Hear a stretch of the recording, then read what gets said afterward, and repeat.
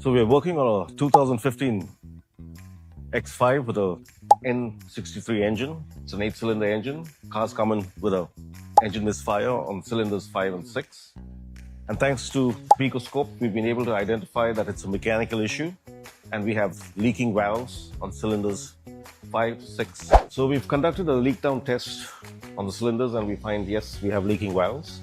So we decided to pull down the engine since we need to remove the cylinder head, and it's easier to work on it with the engine down.